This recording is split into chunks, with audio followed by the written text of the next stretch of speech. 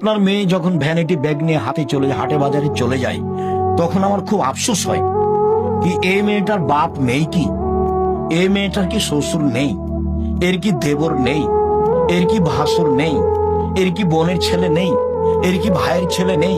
এ কি সবাইকে মেরে খেয়েছে? এ বাজারে গেল কেন? কই, আমরা তো কোনোদিন বাজারে যাই না, আমরা তো বেঁচে আছি। আমি আমার ছাত্র জীবন 16 বছর আর শিক্ষক জীবন চলছে 37 বছর। আমি কোনোদিন চায়ের স্টলে বসিনি। মরে গেছি নাকি? বেঁচে আছি তো। আপনি যখন চায়ের স্টলে বসে গল্প করেন, আমি যখন গাড়ি নিয়ে পাশ দিয়ে আপনার চলে যাই, তখন আমার আফসোসের শেষ থাকে না। কেন? আপনি একজন মুসলমান মানুষ, আপনার চরিত্র দেখে আমি খুব কষ্ট পাই। আপনার ছেলে যখন মিছিল করে রাস্তাঘাট বন্ধ করে চলে যায়, তখন আমার খুব দুঃখ হয়।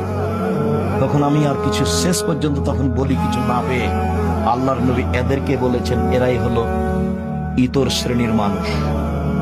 এরাই হলো গাইবান্ধার, রংপুর, পঞ্চগড়, ঠাকুরগাঁও, লালমনিরহাট, নীলফামারী, ওদের ভাষায় বেন্যার বাচ্চা বেন্যা।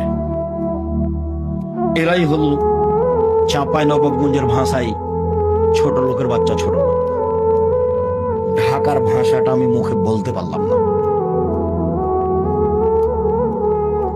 এরকম কিছু মনে মনে সিদ্ধান্ত ছাড়া আপনার ছেলেকে দেখে আমার মনটা আর কিছু বলে না। খুব আফসোস হয়, কি পড়লো আর বাপই তাকে কি পড়ালো?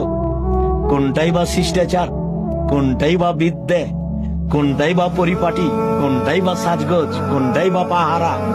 এই ছেলে মায়ের কাজ কয়টা গো? 1 বিদ্যে, 2 শিষ্টাচার, 3 পরিপাটি সাজগোজ করে রাখা, 4 পাহারা। কোনটা করেছে তোমার? তোমার চুলটা শুধু ওপর দিকে আছে, ছাতা সদের দিকে ছাতা আছে। এইটা কোন সাজগোজ বলো তো দেখি? তোমার মা আছে, তোমার মাকে দেখো। আমি আফসোস করে বলছি, তোমার মা, এটা আমি বিশ্বাস করি, কিন্তু আমার মনটা চাই যে তুমি চাচি বলে ডাকবা। তোমার মাকে বলবা চাচি, তোমার মা যদি বলে একই কথা, তখন তুমি বলবা আম্মা দুঃখিত, কি আর বলি, আপনাকে চাচি বলতে আব্দুর রাজ্জাক বিন ইউসুফ বলেছে। কেন?